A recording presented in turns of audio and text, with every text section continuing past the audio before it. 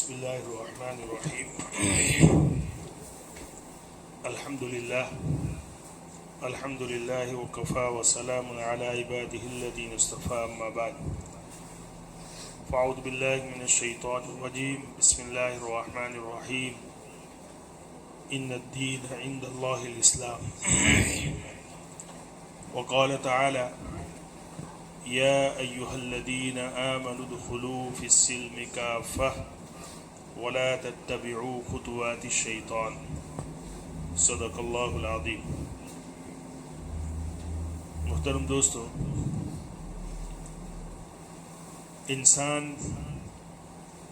اپنی خوبیوں کے اعتبار سے، اپنی سوچ، اپنی فطرت اور دل کے اعتبار سے ہر زمانے میں یکساں رہا ہے، ایک جیسا.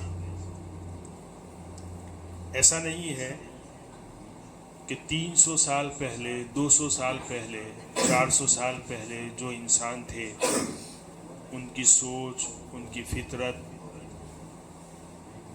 ان کے دل اور ان کے اندر خوبیاں اور خامیاں اس لحاظ سے وہ الگ تھے. اور اس دور میں جو انسان پیدا ہوتے ہیں ان کی خوبیاں، ان کی فطرت، ان کی سوچ الگ ہے. ہاں، فرق ضرور پڑتا ہے، وہ ہے صرف سویلائزیشن کا، تمدن کا. پہلے لوگ ایک جگہ سے دوسری جگہ پیدل جایا کرتے تھے. پھر ایک زمانہ آیا کہ لوگ ایک جگہ سے دوسری جگہ جانے کے لیے جانوروں کا استعمال کرنے لگے. گدھے پر سواری کرتے تھے، گھوڑے پر سواری کرتے تھے، اونٹوں پر سواری کرتے تھے. پھر ایک دور آیا، گاڑیاں آ گئی. پھر اب جو ہے جہاز ہے، ایک جگہ سے دوسری جگہ جانے کے لیے. تو تمدن کا فرق پڑتا ہے، سویلائزیشن کا فرق پڑتا ہے، لیکن فطری طور پر آج کا انسان اور 300 سال پہلے، 400 سال پہلے کا جو انسان ہے، اس کی سوچ، اس کی سمجھ، اس کے اندر خوبیاں اور خامیاں جو تھی وہ آج کے دور کے انسان میں نہیں ہے. یہ غلط بات ہے. چنانچہ جدید اور قدیم، ماڈرن اور اولڈ کی جو ایک اصطلاح ہے وہ انسان کا ایک دھوکہ ہے. اسی لیے ہم کہہ دیتے ہیں ماڈرن چیلنج. ایسا نہیں ہے کہ آج کل جو اسلام کو، مسلم معاشرے کو جو چیلنجز ہے وہ صرف 20ویں صدی کے ہیں. ایسا نہیں ہے. وہ 19ویں صدی میں بھی تھے، 18ویں صدی میں بھی تھے، 17ویں صدی میں بھی تھے. لیکن ہوا کیا کہ اس دور میں سائنس نے بہت ترقی کی اور کمیونیکیشن کے جو وسائل ہیں وہ بہت زیادہ بڑھ گئے. چنانچہ وہی پرانے سوالات ہر دور میں اٹھتے رہے، اس دور میں بھی اٹھائے گئے. مثال کے طور پر اسلام کے نظام پر سب سے بڑا سوال یہ ہوتا ہے کہ اسلام میں کوئی پولیٹیکل سسٹم نہیں ہے. اسلام کا ریاست سے، اسٹیٹ سے کوئی تعلق نہیں ہے. حالانکہ یہ 300 صدیاں پہلے کا سوال، تین صدی پہلے کا سوال ہے. یہ اس کے جوابات ہر زمانے میں، ہر دور میں علماء نے لکھ کر تقریروں سے، تحریراً، ہر اعتبار سے دے دیا. لیکن پھر وہی سوال، ایسے بہت سارے سوالات ہیں. مثال کے طور پر عورتوں کے بارے میں، اسلام میں عورتوں کے ساتھ ناانصافی کی گئی ہے. اسلام میں ڈیموکریسی نام کی کوئی چیز نہیں ہے. اسلام میں مردوں کی، لوگوں کی جو ہے آزادی نام کی کوئی چیز نہیں ہے. ایسے بہت سارے سوالات ہیں جو نئے نہیں ہیں، 3 صدیاں 4 صدیاں پہلے کے سوال ہیں، لیکن وہی سوال ہر دور میں اٹھتے رہتے ہیں. یہ دلیل ہے اس بات کی کہ انسان آج کا اور پچھلے دور کا سوچ اور فطرت، خامیوں اور خوبیوں کے اعتبار سے ایک ہی رہا ہے، یکساں رہا ہے. صرف فرق پڑا ہے وسائل کا، مینس کا.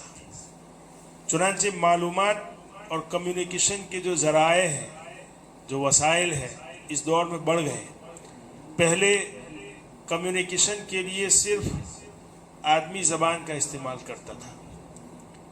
آج سے 20-25 سال پہلے ہمیں اگر کسی عالم کی تقریر سننی ہو، کسی جگہ اس نے کی ہو، تو اس کی جو ہے کیسٹ ملتی تھی، اس کو ہم لاتے اور سنتے تھے.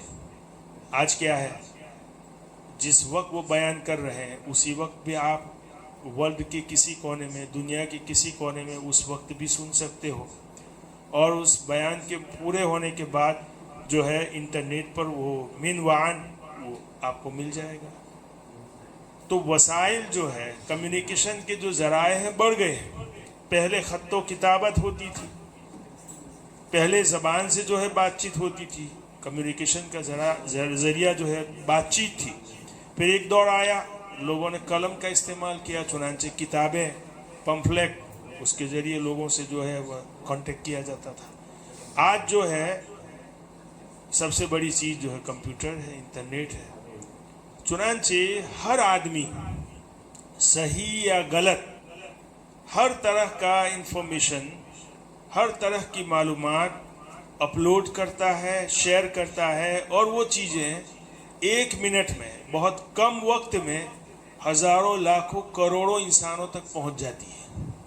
چنانچہ اس دور کا سب سے بڑا چیلنج یہ ہے کہ معلومات کی بھرمار ہے لوگوں کے پاس، صحیح یا غلط، ہر اعتبار سے جس کو چاہے لوگ سنتا ہے.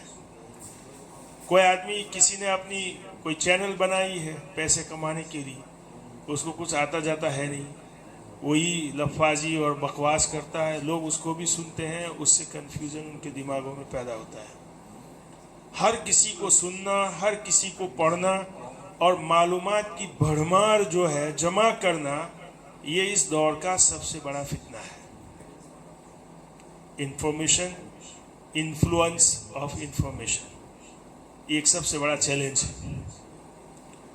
دوسرے نمبر پر دوسری چیز جو ہے وہ بہت سارے ایسے سوالات اسلام کے بارے میں، اسلام کے نظام اور سسٹم کے بارے میں، بہت سارے ایسے سوال جن کے جوابات سالوں پہلے دے دیے گئے ہیں، ان کو الگ الگ پیرائے میں لوگوں کے سامنے پیش کیا جاتا ہے، جس سے لوگوں کے ذہنوں میں شک پیدا ہوتا ہے.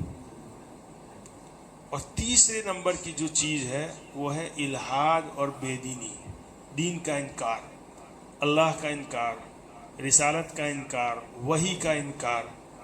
ان چیزوں سے یورپ بہت پہلے گزر چکا ہے. اب بدقسمتی سے مسلم معاشرے میں، مسلم ممالک میں یہ کوشش کی جاتی ہے کہ وہ طبقہ جو پڑھ رہا ہے، کالج اور یونیورسٹی میں جاتا ہے، ان لوگوں میں الحاد اور بے دینی پھیلائی جائے، ان میں ایسے ایسے فتنے کھڑے کیے جائیں جس سے ان میں خدا کا انکار، رسالت کا انکار، وحی کا انکار، کتاب اللہ کا انکار، جنت اور جہنم کا انکار، یہ ایسی چیزیں اور ایسے سوالات اور ایسے شکوک اور شبہات اس میں پیدا کیے جائیں تاکہ ان میں ایک کنفیوژن پیدا ہو اور ان کو صحیح جواب نہ ملے.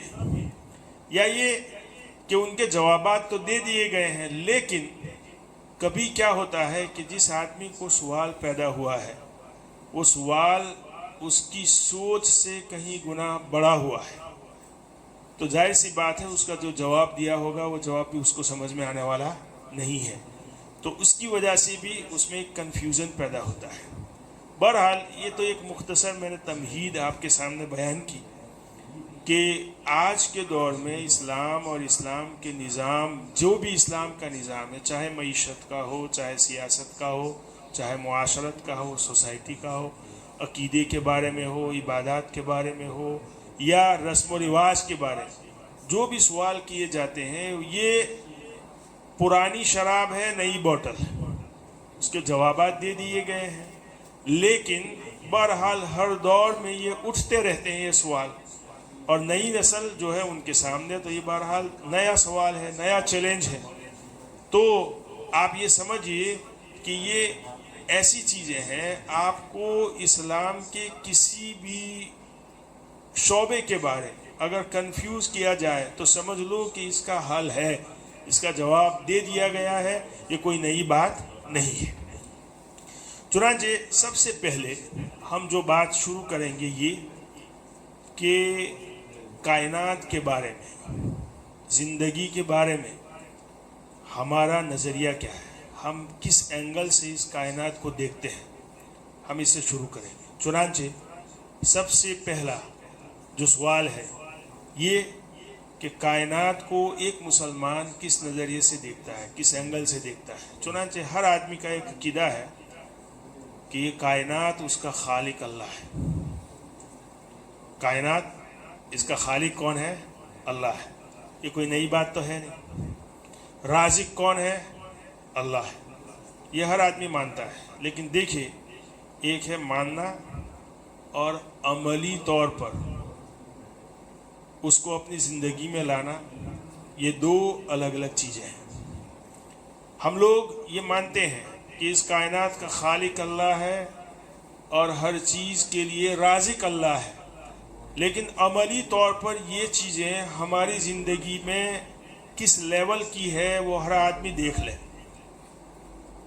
جب ہمارا عقیدہ یہ ہے کہ اللہ رازق ہے تو پھر اور رزق انسان کو تقدیر میں اللہ نے جتنا لکھا ہے اور جو لکھا ہے وہ مل کر رہے گا، تو تقدیر میں جو لکھا ہوا ہے اس کو حاصل کرنے کے لیے اللہ رب العزت نے کچھ باؤنڈریز بیان فرمائی کہ جو رزق تمہارا لکھا ہوا ہے وہ تمہیں ملے گا، لیکن اس کو تمہیں حاصل کرنا ہے کیسے؟ حلال طریقے سے۔ لیکن ہمارا عقیدہ ہے، ہم زبان سے بولتے ہیں لیکن عملی طور پر ہم یہ سوچتے ہیں کہ رزق، اگر ہم معاملات میں سچ بولیں گے رزق میں کمی آ جائے گی، جھوٹ بولیں گے، دھوکہ دیں گے، رشوت دیں گے تو ہمارا رزق برقرار رہے گا۔ اگر امانت داری اور یہ چیزیں اگر ہم دنیا طلبی میں اگر ہم لائیں گے تو اس سے ہمارے رزق میں فرق پڑے گا۔ یہ دو چیزیں الگ ہیں۔ بہرحال سب سے پہلی بات، کائنات کا خالق اللہ ہے، رازق اللہ ہے، اس بات کو آپ یاد رکھیں۔ دوسرے نمبر پر یہ اس لیے کہہ رہا ہوں اصولی بات کہ آگے جب میں آپ کو سمجھاؤں گا اور جو اصل ہمارا موضوع ہے وہ تو شاید آئندہ ہفتے ہم شروع کریں گے، یہ تمہیدی باتیں جو ہے آپ کو بتا رہا ہوں۔ دیکھیے، کچھ مقرر ایسے ہوتے ہیں کہ جن کی تقریر میں لب و لہجہ ہے اور کچھ گا کر تقریریں کرتے ہیں، تو لیکن ہم جو بات کر رہے ہیں ایک علمی بات ہے، یہ کوئی تقریر نہیں ہے، یہ مذاکرہ نہیں ہے، یہ سمجھ لو ایک درس ہے۔ چنانچہ میں آپ کو ایک ایک بات بتاؤں گا، اس کو یاد رکھیں آپ۔ ایک بات میں نے جو بیان فرمائی کہ ہر مسلمان کا نظریہ کائنات کے سلسلے میں یہ ہے کہ کائنات کا خالق اللہ ہے، رازق اللہ ہے۔ یہ میں کیوں کہہ رہا ہوں؟ اس لیے کہ اسلام کے مقابلے میں ایک تھیوری، ایک نظریہ ہے کمیونکزم، سیکولرزم۔ سیکولرزم جو ہے اس میں کائنات کے بارے میں جو نظریہ ہے وہ الگ ہے، اس لیے میں کہہ رہا ہوں۔ چنانچہ ابھی ہم اس میں نہیں جائیں گے، ابھی جو میں آپ کو بتا رہا ہوں وہ آپ سمجھیے کہ کائنات کی بارے میں مسلمانوں کا نظریہ یہ ہے کہ کائنات کا خالق اللہ ہے، رازق اللہ ہے۔ دوسرے نمبر پر انسان جو اس دنیا میں آیا ہے اس کی حیثیت کیا ہے، بہت اہم چیز ہے۔ دیکھیے، اس کو خود اللہ رب العزت نے قرآن کریم میں بیان فرمایا، وَإِذْ قَالَ رَبُّكَ لِلْمَلَائِكَةِ إِنِّي جَاعِلٌ فِي الْأَرْضِ خَلِيفَةً، کہ اللہ رب العزت نے ایک نوٹیفیکیشن جاری کیا کہ دیکھیے میں روئے زمین پر اپنا خلیفہ بناؤں گا، ایک خلیفہ مقرر کروں گا میں۔ چنانچہ اس کے لیے اللہ رب العزت نے انسان کو بنایا سب کے سامنے۔ کیسے بنایا؟ اپنے ہاتھ سے بنایا۔ ایک چیز، انسان کی حیثیت کیا ہے؟ نمبر ایک، انسان خلیفہ ہے، اللہ کا خلیفہ ہے. نمبر 2 اس کو اللہ نے اپنے ہاتھ سے پیدا کیا. نمبر 3 اس میں اللہ رب العزت نے اپنی روح پھونکی. یہ 3 چیزیں ہیں. یہ 3 خصوصیات انسان کے علاوہ کسی میں نہیں ہے. اللہ رب العزت نے انسان کے ساتھ جناتوں کو شامل کیا ہے ایک چیز میں، عبدیت میں، کہ میں نے اس دنیا میں انسان اور جنات کو پیدا کیا ہے میری بندگی کے لیے. چنانچہ عبدیت اور بندگی اس میں انسان اور جنات ساتھ ساتھ ہے، لیکن خلافت صرف اور صرف انسان کو ملی ہے. ایک حدیث میں آیا ہے کہ اللہ رب العزت نے جب انسان کو بنایا تو مٹی سے پیدا کیا، لیکن یہ مٹی روئے زمین کی جو الگ الگ خطے کی جو مٹیاں ہیں، مثال کے طور پر کچھ علاقہ ایسا ہے جہاں ریڈ لال مٹی ہے، کہیں جو ہے سرخ ہے، کہیں پیلی ہے، کہیں خشک ہے، کہیں ریت ہے، کہیں زرخیز ہے.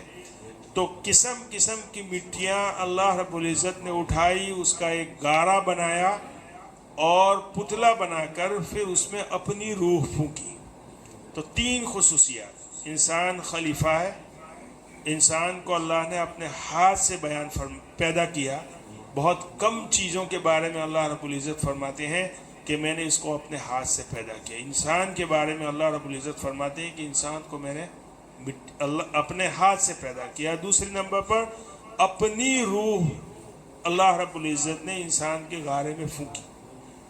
چنانچہ یہ 3 حیثیتیں انسان کی سب سے زیادہ خصوصیت والی ہے، یہ کسی اور کے اندر ہے ہی نہیں. تو اتنا بڑا منصب اور اتنی خصوصیات کا حامل جو انسان ہے، چنانچہ ہمارا عقیدہ یہ ہے کہ سب سے زیادہ جواب دہ اگر کوئی ہے تو وہ ہے انسان. یعنی انسان جب ہوش سنبھالتا ہے، ہوش سنبھالنے سے لے کر ہوش گنوانے تک کا جو عرصہ ہے، اس میں انسان کو اپنی سوچ، اپنی زبان، اپنا رزق، اپنا عمل، ہر چیز کے بارے میں جواب دینا ہوتا ہے. یہ ہمارا عقیدہ ہے. یہ کیوں کہہ رہا ہوں؟ کیونکہ آج سب سے بڑا فتنہ ایک ہے الحاد. خدا نام کی کوئی چیز نہیں ہے. وحی کا لوگ انکار کرتے ہیں، رسالت کا انکار کرتے ہیں، اور ان کا عقیدہ یہ ہے کہ یہ زندگی جو ہے ایک اس سے فائدہ اٹھانا ہے اور پھر مر جائیں گے، مٹی ہو جائیں گے، بات ختم. یہ نظریہ جو ہے بہرحال ایک فتنہ ہے اور اسی کے لوگ شکار ہوتے جا رہے ہیں. لیکن ہم مسلمان ہیں. مسلمان ہونے کی حیثیت سے ہماری حیثیت ہمیں پہچاننی ہے. کیا ہے ہماری حیثیت؟ کہ ہم دوسرے جانوروں کی طرح ایک جانور نہیں ہیں. ہم چوپایوں کی طرح ایک چوپایا نہیں ہے. ہم اللہ کے دوسرے بندوں کی طرح ایک بندہ بھی نہیں ہے، بلکہ ایک ہماری الگ حیثیت ہے جس کو اللہ رب العزت نے خود فرمایا کہ انسان اس روئے زمین پر میرا خلیفہ ہے. اس کو میں نے مٹی سے اپنے ہاتھ سے پیدا کیا اور اس میں میں نے اپنی روح پھونکی. یہ 3 حیثیت ہیں جو کسی کی نہیں ہے. عبدیت میں جن ضرور ہے، لیکن خلافت میں صرف تنہا انسان ہے.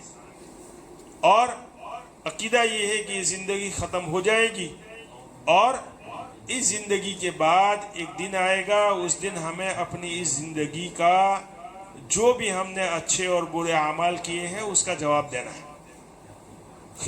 اب سوال یہ ہوتا ہے خلیفہ کس کو کہتے ہیں؟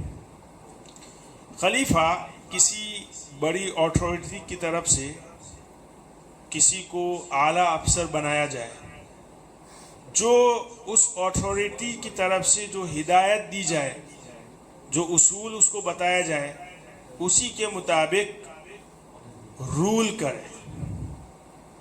چنانچہ خلیفہ کا مطلب ہے مینیجر. یعنی اللہ رب العزت نے انسان کو بنانے سے پہلے یہ کائنات کو پیدا کیا، اور کائنات میں انسان کے فائدے کی ہر چیز کو پیدا کیا، اور پیدا کرنے کے بعد اللہ رب العزت نے انسان کو خلیفے کے طور پر پیدا کیا، اور یہ کہا کہ دیکھو اس کائنات میں بہت ساری چیزیں ہیں جو انسانیت کے فائدے کے لیے، جانوروں کے فائدے کے لیے، تمام مخلوق کے فائدے کے لیے بہت ساری چیزیں ہیں، چنانچہ اس دنیا کو تم مسخر کرو، اس پر کنٹرول جماؤ اور اس سے فائدہ اٹھاؤ۔ چنانچہ آپ دیکھیے اب یہ خلافت صرف مسلمانوں کی نہیں، انسانیت کی۔ چنانچہ آپ دیکھ لیجئے آج ہر روز نئی نئی تحقیق ہوتی ہے، بیماریاں بھی نئی نئی آتی ہے اور دوائیاں بھی نئی نئی ہوتی ہیں۔ اب ٹیکنالوجی میں انسان کتنا آگے بڑھ گیا، آج جو ہے فون ہم استعمال کرتے ہیں، کیا کوئی فون مسلمان یا یہودی یا عیسائی یا ہندو نہیں ہوتا؟ فون مسلمان بھی استعمال کرتے ہیں، یہودی بھی استعمال کرتے ہیں، عیسائی بھی استعمال کرتے ہیں، ہر آدمی استعمال کرتا ہے، گویا کہ انسانیت استعمال کرتی ہے۔ تو خلافت جو ملی تھی وہ انسان کو ملی تھی،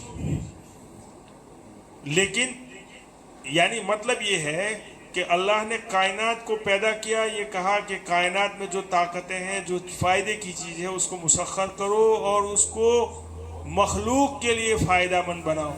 چنانچہ جانوروں کی بیماریوں کے لیے دوائیاں ہیں، انسانوں کی بیماریوں کے لیے بھی دوائیاں ہیں۔ کون بناتا ہے؟ ہر آدمی بناتا ہے، مسلمان بھی بناتا ہے، عیسائی بناتا ہے، یہودی بھی بناتا ہے، ہندو بھی بناتا ہے۔ جو چیزیں ہیں، جو فائدے کی چیز، وہ مسلمان، ہندو یا عیسائی نہیں ہے۔ سمجھ رہے ہیں میری بات کو؟ بہرحال انسان یہ خلیفہ ہے اللہ کا، اور یہ سب سے زیادہ جواب دہ ہے اس زندگی کا۔ چنانچہ اس زندگی کے بعد ایک دوسری زندگی آئے گی، اس میں اس کو اپنی زندگی کا جواب دینا ہے۔ اللہ رب العزت نے آدم علیہ السلام اور حوا سے وعدہ کیا تھا کہ جب تک یہ دنیا قائم رہے گی اور تیری اولاد اس روئے زمین پر باقی رہے گی، میں ان کی ہدایت کے لیے ہدایت نامہ بھیجتا رہوں گا۔ چنانچہ آدم علیہ السلام سے یہ سلسلہ شروع ہوا، محمد صلی اللہ علیہ وسلم پر یہ سلسلہ رک گیا۔ ہدایت نامہ بھیجنے کا جو سلسلہ تھا، وہ جبرائیل امین کا اس روئے زمین پر آنا بند ہو گیا۔ قرآن کے بعد اللہ رب العزت نے اعلان کر دیا کہ یہ ہدایت نامہ جو ہے یہ قیامت تک کے لیے ہے، اور اسی کے مطابق زندگی گزارنی ہے۔ چنانچہ ایک کلچر، ایک سویلائزیشن اللہ رب العزت نے قرآن کی شکل میں نازل فرمایا، اور انسانوں کو یہ کہا کہ ایک نظریہ ہے، ایک تھیوری ہے، ایک نظام ہے، ایک سسٹم ہے، اسی کے مطابق آپ کو زندگی گزارنا ہے۔ چنانچہ اللہ رب العزت نے بیان فرمایا ان الدین عند اللہ الاسلام، کہ نظام اور سسٹم اگر روئے زمین پر کوئی ہے جو اللہ کو قبول ہے، وہ ہے اسلام۔ اسلام کے علاوہ کوئی سسٹم، کوئی نظریہ، کوئی تھیوری اللہ کو قبول نہیں ہے۔ اب سوال یہ ہوتا ہے کہ انسان خلیفہ ہے، اسے خلافت کا کام اس روئے زمین پر کرنا ہے، تو اس کے پاس کوئی ہدایت نامہ ہائی اتھارٹی کی طرف سے جو آیا ہے وہ کیا ہے؟ تو ہم کہیں گے دعوے کے ساتھ وہ ہے دین۔ کیا ہے؟ دین۔ خلافت کرنی ہے دین کے ساتھ۔ دین کا کیا مطلب ہے؟ سمجھیے اس بات کو۔ دین کا مطلب قرآن کریم میں بہت سی جگہ لفظ دین استعمال ہوا ہے، اس کے معنی الگ الگ ہیں۔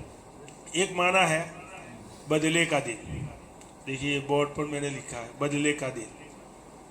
الحمدللہ رب العالمین مالک یوم الدین ایاک نعبد الرحمن الرحیم مالک یوم الدین۔ تمام تعریفیں اللہ کے لیے ہیں جو رحمان ہے، رحیم ہے، جو بدلے کے دن کا مالک ہے، یعنی قیامت کے دن۔ تو دین کا ایک معنی ہے بدلے کا دین. دین کا دوسرا معنی ہے اطاعت. قرآن کریم میں ہے الا للہ الدین الخالص. یاد رکھو دین خالص اللہ کے لیے. کیا مطلب یہاں دین کا مطلب ہے اطاعت، یعنی اطاعت اگر کرنی ہے تو خالص اللہ کی. یہ دو معنی ہے، یہ دو معنی یہاں مراد نہیں ہے. یہاں دین کا مطلب میں سمجھا رہا ہوں، ایک جگہ ہے قانون اور ایک جگہ ہے نظام. اللہ رب العزت نے فرمایا ان الدین عند اللہ الاسلام. ایک جگہ فرمایا وَيَكُونَ الدِّينُ كُلُّهُ لِلَّهِ، یعنی تم مسلمانوں کی ایک ذمہ داری یہ ہے کہ تم جہاد کرو، قتال کرو. قتال یہاں تک کرو کہ دین اللہ کے لیے ہو جائے. کیا مطلب؟ نظام اور سسٹم اللہ ہی کا چلے، یعنی کفر کو اور دوسرے جو نظام ہے، دوسرے جو سسٹم ہے اس کو ختم کرو لڑائی کے ذریعے، اور اللہ کا جو سسٹم ہے، اللہ کا جو نظام ہے اس کو قائم کرو. تو ایک معنی ہوا نظام، اور ایک معنی قرآن کریم میں ہے قانون.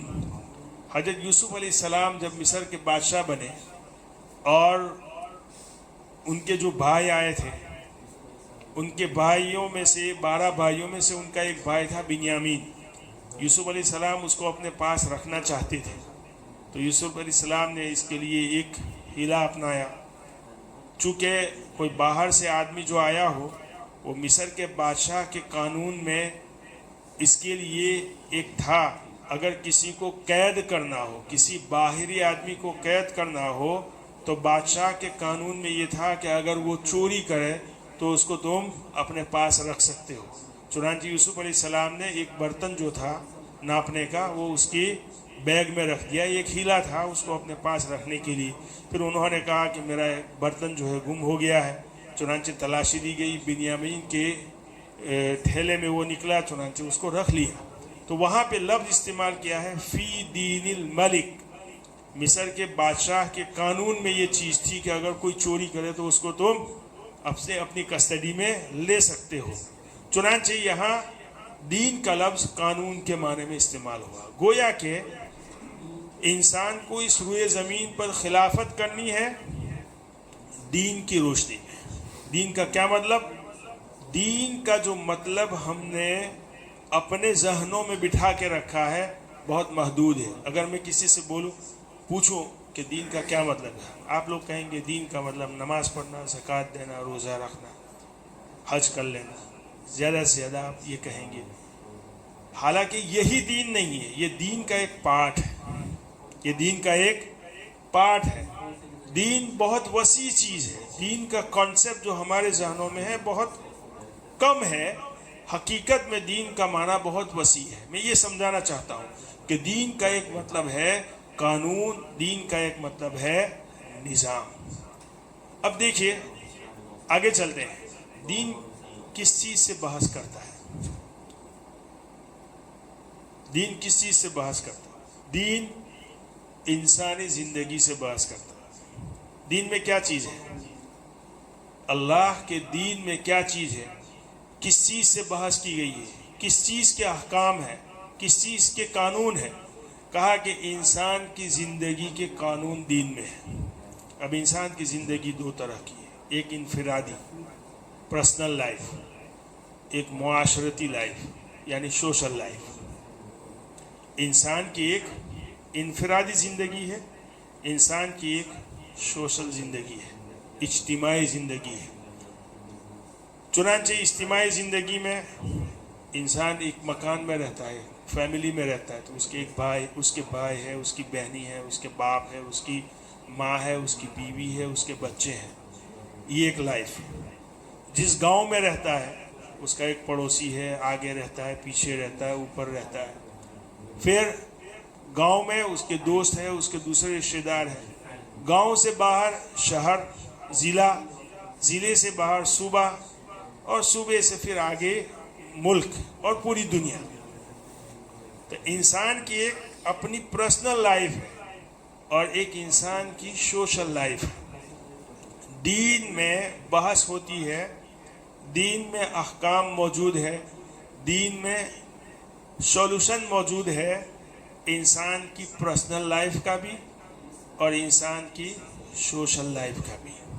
अब देखिए आगे चलिए। इंसान की जो पर्सनल लाइफ है उसमें 3 चीज़ें हैं। टाइम हो गया। इंसान की जो मुख्तसर चीज़ बात ख़त्म करता हूँ, फिर आइंदा हफ्ते इंशाल्लाह फिर से इसको जो है दोहराएंगे। इंसान की जो पर्सनल लाइफ है उसमें 3 चीज़ें हैं: अकीदा, इबादत, रस्म व रिवाज। चुनांचे इंसान इस्लाम जो है दीन हमें अकीदा भी सिखाता है, अल्लाह के बारे में, रसूल के बारे में, जन्नत के बारे में, जहन्नम के बारे में और क़यामत के दिन के बारे में। दीन जो है हमें सिखाता है वर्शिप, इबादत। इबादत हमें कैसी करनी है, कितने वक्त में करनी है। गोया कि नमाज पढ़ना है, रोज़े रखना है, हज देना है, ज़िंदगी में एक मरतबा हज करना है, ज़कात देनी है। इस्लाम हमें कस्टम और रस्म व रिवाज भी सिखाता है। चुनांचे बच्चा पैदा हो, कान में अजान दो, उसका अकीका करो, उसका नाम रखो, जब बड़ा हो जाए उसकी शादी करो, अगर हैसियत है अकीका करो, मर जाए तो उसको पहले उसको नहलाओ, सफ़ेद कपड़े में उसको कफनाओ और फिर उसकी जनाजे की नमाज पढ़ो और उसको दफनाओ। ये इनफरादी ज़िंदगी के मुतालिक 3 चीज़ें: अकीदा, इबादत, रस्म व रिवाज। इज्तिमाई ज़िंदगी जो है इंसान की उसमें 3 चीज़ें हैं: सोसाइटी, मुआशरत। एक से ज़्यादा इंसान जहाँ रहते हो उसको मुआशरत कहते हैं, उसको सोसाइटी कहते हैं। इस्लाम जो है, दीन जो है हमें सिखाता है मुआशरा कैसा होना चाहिए, सोसाइटी कैसी होनी चाहिए। पर्दा करो, बेहयाई से बचो, जिना से बचो, पाकीज़गी जो है बहरहाल पाकीज़गी का ख्याल रखो, पड़ोसियों के जो हुकूक हैं उसको याद रखो। तो इस्लाम जो है मुआशरत भी हमें सिखलाता है। और जाहिर सी बात है जहाँ एक से ज़्यादा लोग रहते हैं तो उनकी ज़रूरियात होगी, कपड़े उसको चाहिए, उनको खाने पीने की चीज़ें चाहिए, चुनांचे वहाँ लोग बिजनेस भी करेंगे। तो इन दीन में जो बहस की जाती है बिजनेस के बारे में, माईशत के बारे में, और सबसे आखिरी चीज़ जो है जिसके बारे में पूरी दुनिया को गुमराह किया जाता है वह है सियासत, पॉलिटिक्स। चुनांचे एक से ज़्यादा लोग जहाँ रहते हैं, जहाँ सोसाइटी है, वहाँ एक दूसरे की ज़रूरत पड़ेगी, लोग एक दूसरे के साथ कारोबार करेंगे, लोग एक दूसरे के साथ अपने मामलात करेंगे, शादी ब्याह के मामलात। तो जाहिर सी बात है आपस में जो है लड़ाइयाँ भी होगी, इख्तलाफ भी होगा। एक कमज़ोर होगा, एक ताकतवर होगा, ताकतवर कमज़ोर पर जुल्म भी करेगा, किसी के साथ नाइंसाफ़ी होगी, किसी के ऊपर जुल्म होगा। चुनांचे ये सब मसाइल पैदा होंगे। इन मसाइल को सुलझाने के लिए चुनांचे एक सिस्टम होना चाहिए, कुछ लोग होने चाहिए जो रूल करे सोसाइटी पर और इन सब उलझनों को ख़त्म करे और लोगों को उससे फ़ायदा पहुँचाए। इसी का नाम है पॉलिटिक्स, सियासत। तो बहरहाल दीन नाम है इन 6 चीज़ों का, जबकि दीन का कॉन्सेप्ट हमारे दिमाग में है सिर्फ इबादत। हालांकि दीन जो है नाम है किसका? अकायद, इबादत, रस्म व रिवाज, मुआशरत, मईशत और सियासत। अब देखिए अल्लाह रब्बुल इज़्ज़त क्या हुक्म फरमाते हैं, इन्नद दीन इंदल्लाहिल इस्लाम, यानी निज़ाम और सिस्टम जो अल्लाह को मकबूल है वो क्या है? दीन इस्लाम का। यानी ये नहीं कि सिर्फ तुम नमाज पढ़ते रहो और अकायद आपके ख़राब है।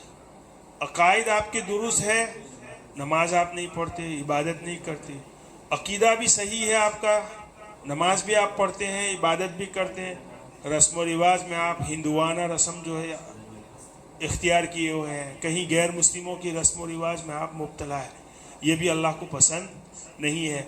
आपके अकीदे भी दुरुस्त है, इबादत भी सही है, रस्म व रिवाज में भी आप सही है, लेकिन सोसाइटी में मुआशरत आपकी सही नहीं है।